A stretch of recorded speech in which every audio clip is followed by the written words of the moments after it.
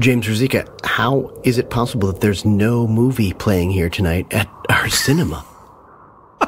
Well, Andres Lorente, at least they're still selling popcorn. Yeah. We've got to cling on to what we've got. That's true. Yeah, theatre is looking dark tonight. We mostly come here just to eat the popcorn anyway, I suppose. So, hence popcorn counter, folks. It is full of fibre. It's a health food. But there's no film playing. But yeah, dark times for the film industry. I guess so. At the moment, I think you read the same article that I did this week on the BBC. Hollywood's big boom has gone bust. Yeah. Which a few people have been talking about in this country. So they were saying this year, 2024 compared to 2022, US productions are down by 40%. Wow. That's Paramount has just announced they're laying off 15% of their workforce, which I think is the second round of layoffs in recent years. Yeah. Unemployment in the US film and television industry, well, supposedly is standing at 12.5%, but that figure may well be an underestimate because many people who work in film are broadly self-employed and won't be able to claim or may not register as unemployed. Yeah. Things are looking a little bit bleak and dark. This is a bit of a low point for the industry at the moment. Yeah. And worse than that, I was doing a little bit of reading around this. So not only are things difficult at the moment for film and television, but I'm not sure there's very much prospect of it getting better. I did a little bit of statistical research. So apparently in the UK, do you know who makes most trips to the cinema? It is the over 60s who make most trips to the... So apparently the over 60s average 7.8 trips per year. Whereas a recent survey that I read said that 68% of young people, so I think that's people under the age of 24, find video games more entertaining than TV or movies. Often I feel a bit old when we have these conversations, but this makes me feel blooming old. Yeah. Oh, yeah. Well, I mean, traditionally we would always say that the films were generally made for the 12 to 24-year-old crowd, something like that, the young men especially. And the date movies, right? I think it's so funny, though. But, I mean, it makes sense because the older people aren't probably as adroit to using the platforms and the streaming and all that. And they also have this nostalgia of going out and seeing a movie, having dinner, making a night of it. And, you know, a lot of people watch films in segments these days online. They're watching 5 minutes in between a class and then coming back to the next period break and watching more of it. I see it. So people don't sit down in front of a big screen as much. And I think the attraction has sort of diminished somehow. I mean, I wonder whether cinema will end up becoming a little bit like jazz music, you know, or classical music, or ballet, or live theatre, or, you know, just it'll be, you know, another art form that has a slowly dwindling audience. Yeah, you know, it will still exist. You know, it will still happen, but broadly, young people, new people, the next generation will just kind of seek out different forms of culture. Yeah, I know that my children kind of object to watching old black and white films. Yeah, and I think, you know, anecdotally, I think for a lot of young people, an old movie, you know, is not something that was made in the 40s or 50s. An old movie is something that was made before the year 2001 or before the year 2007, something like that. Yeah. My children identify them as old movies. Yeah. Oh, it's too bad because there's such great cinema that really made the future films possible. And they're just so much more, for me, so much more literate and interesting. But, you know, they're not streaming. You actually have to look pretty hard for those things. A lot of the classics are just, you know, I used to get them at the libraries on VHS or DVD or whatever, and they're harder and harder to see online, I think. A lot of it's out there. And, you know, it'd be interesting to see when all these things come into the public realm and they can be free everywhere, including YouTube and whatnot. As films, more and more films come, will they hit with a new audience? Probably not, just because of the black and white thing, or it looks old, or the graphics and the special effects aren't as clever and eye-catching. So I worry about classic cinema too in all of this. But I think for me, we've talked about this, I think, on the show a lot, is that I think we're reckoning with this profit model that I've never really understood, which is, like Netflix shelling out a lot of money to make a film, and then just, depending on subscribers who are paying $10 to $20 a month or whatever it is, to see not only that film, but a bunch of other films. It just doesn't seem like there's as much money to be made somehow. And of course, we're all sharing each other's passwords, so we're not all paying for that Netflix account. So I've never really understood the profit model, especially when you're not seeing, like Hulu I can understand because they sometimes pop advertisements in there, so they're getting advertising revenue as well. But the Netflix and the HBO Max and these things, never really understood how they were going to make long-term profit. Well, in this country, Netflix now has an ad-based tier as well. I don't know whether it has that in the US. So you can choose to pay a little bit less for Netflix and watch ads. I think the big problem is that for a long time, the staple of home broadcast has been cable, where people will pay through the nose for the cable, and they will still get the ads that you were double dipping. And those people, that sort of audience has sort of gone away, hasn't it? I think people feel now, I'm paying for this, I shouldn't have to watch ads as well. Yeah. A lot of people's eyeballs are also just elsewhere. People watch YouTube, people watch TikTok. Yeah. People are either playing video games or they are watching other people play video games. There's still only 24 hours in a day, but there's an awful lot more things to look at now. I often go and visit a site called Just Watch. I don't know whether you have seen that, which tells you what new movies are out on each of the streaming services, and it updates every day. And I find that a profoundly depressing read every day. Not because it's necessarily bad things that are coming out every day, although certainly a lot of them will be bad, but because there is just so much. If you look at the Amazon catalogue, certainly in this country, Amazon will not seldom add 80 or 100 films and programs to its catalogue every day. Wow. Every day there is this great long list of largely dross, which is now available to watch on Amazon. Yeah. And I find that depressing because even if they were all tremendously high quality productions, there's no way that anyone would have time to watch all of those. Yeah. Amazon is introducing way more than 24 hours of programming every 24 hours. It is literally impossible to keep up. Yeah. Which means then that not only does that level of dilution mean that good things will not find their audience, but it also means that it becomes difficult to have any confidence that anything will rise to the top when there is such an ocean of material. Yeah. I think that's a good point, that there's too much, and a lot of it's too big. Like they're spending a lot of money on, and this came up when we talked about the Oscars last year, like just a $200 million film when you could make 10, $20 million films, or 20, $10 million films. They're just too big. It makes it very difficult to make the money back. Unless it's really, really broad and has a universal appeal, doesn't need to, doesn't even need to be subtitled in many cases if it's playing in China. It's, the grunting and the shooting and the jumping and the chasing. You can understand that. You don't need subtitles. But I think, things are too big and there's just a lot of stuff too. And I think that it just becomes untenable. I mean, I think with anything else in life, it's the same sort of thing. If there's too much of something, you're going to have some serious changes, and some people are going to make money and some people aren't.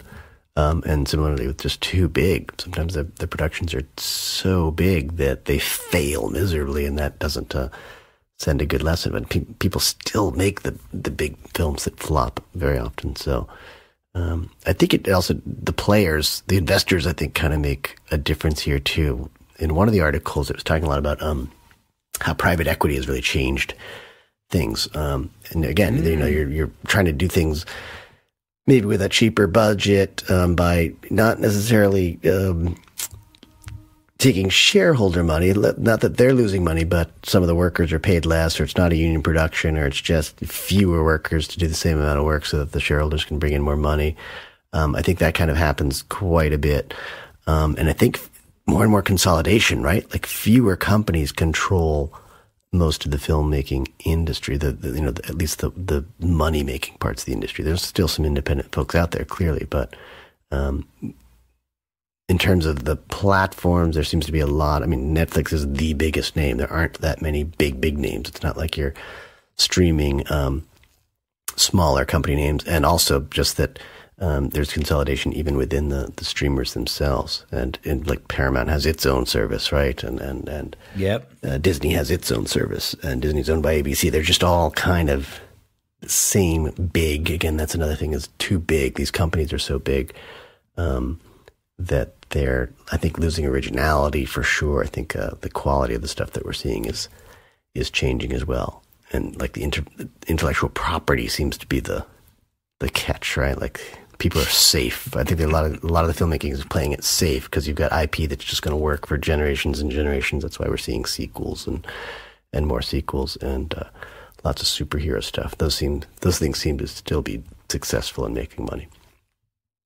I mean, this, I'm guessing, is why we are now seeing a current boom in what a friend of mine called legacy sequels. That seems like an appropriate name, doesn't it? That we've had the sequel to Top Gun, we've had the sequel to Twisters, we've had the sequel to Beetlejuice.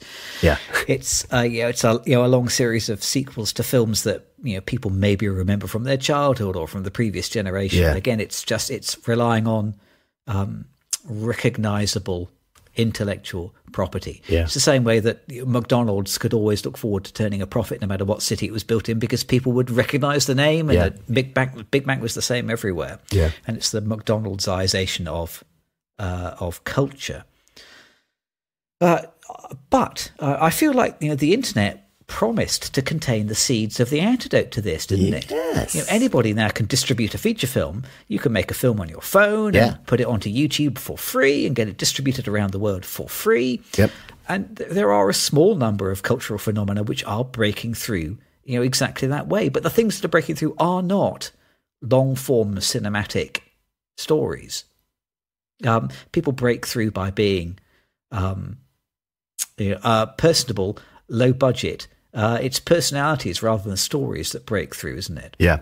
I mean, there is this international phenomenon of skibbity toilet. You seen this? Have you seen this? Excuse me? Skibbity toilet? so skibbity toilet this is what the young people are watching now, which is like a very strange, inane computer animation of anthropomorphized toilets, which is such a worldwide phenomenon. Something which is utterly beneath the radar for anybody who, like you and me, are over 25. Wow.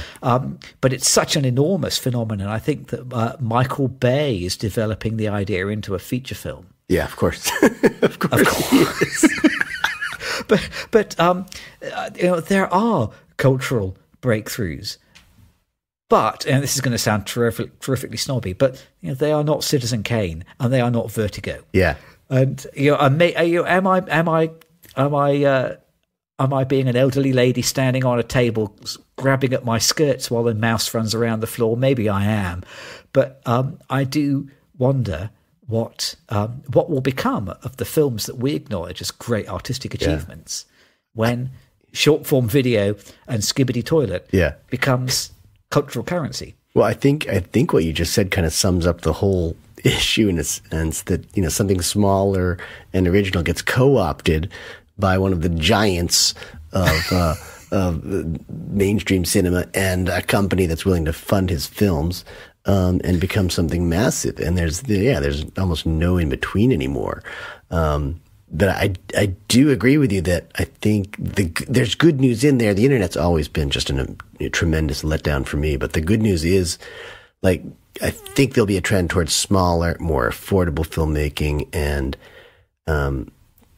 perhaps new structures to showcase that content. We have platforms. We have a company like Netflix. We don't really have online cinemas yet, and I think there's probably something to do that. I love having gone backwards recently to a neighborhood club in a warehouse where I can go see classic film on film and hear the real film. Yeah, I mean that's just kind of a real luxury for me. But I do like the idea that but right now film is so centralized in places like Los Angeles in particular. But I feel like going smaller and moving the work around would actually help with content and originality for sure. And I think, again, just producing things on a smaller scale. I just made another short film with some friends here, and they did a fantastic job. It looks gorgeous. It's maybe a 15-minute film. They're playing at a festival in Cannes, but they're not playing at the Cannes Nice. Film Festival, which is very interesting. It's Close enough. independent cinema, so they can say it's going to show in Cannes. So it is, the films like that could be part of the future, I think. But ultimately, I think what's happening in film is just what's going wrong with the world economy in general. Stuff is getting so centralized and so centralized in the hands of very few people who are really looking at it as a commodity. So I think there's this fear of making anything original or failure to the point where everything's becoming quite generic and more and more. I mean, there's a lot of money in these films, but are they really going to a lot of different people working on the film, or is it mostly going to endless numbers of people at computers just creating CGI films, basically? So I think I think the long-term picture for the big industry might be gruesome, but I'm hoping that for independence again to rise, I think there's the good news. There might be a nugget of optimism there. And a nugget of optimism. There's one other thing, which there is another elephant in the room, which we haven't mentioned yet. You were saying about how the internet as a whole has been a disappointment to you, which is, I should put that on a T-shirt. The internet as a whole has been a disappointment. That's a phrase to live by. But there's this popular theory, you must have heard of the dead internet now, this notion that so much of what we consider to be the internet these days is actually bots and AI automatically to algorithmically generated content to try and drive engagement, rather than being what the internet used to be, say 15 years ago, which was pages written by enthusiasts who want to disseminate what they knew. The internet is a different beast to the one it was before. It is. Strangely even more disappointing. In a similar way, I wonder whether the thing which will either be the legacy that cinema has or be the death knell of cinema is going to be AI. I've seen a number of AI-generated films on YouTube lately where the image quality is pretty remarkable. And there is some beautiful, I put this in inverted commas, photography thanks to AI image generation. Some remarkable, amazing images, but utterly empty of content, because these are not images which have arisen from real human beings and their own lived experience, which is what I keep banging on about. It's a kind of an empty facsimile of lived experience. It's a computer which has become very good at imitating the things it thinks a film is. How long before the AI films are considered sort of indistinguishable from the real thing? In which case, this kind of will be the death of art, I think. Once, art can be algorithmically generated, sheer mass action will mean that, AI-generated films will outnumber films made by humans by thousands to one. When does it stop having any value? Maybe that's the point. That is grim, isn't it? That is grim. Well, so is an empty movie theater, but this is we're not going to be able to see. Maybe we should just pull out our laptop and watch a film right here at the popcorn counter. That's what we should pull out our laptop and generate a film using AI. Good idea. God, this is just a metaphor for the whole industry right now. We'll come back next week and we'll watch Joker, and that will cheer us up, I bet. That will. But in the meantime, let's make Helicopter Tiger happen right here. Let's do it. Yes.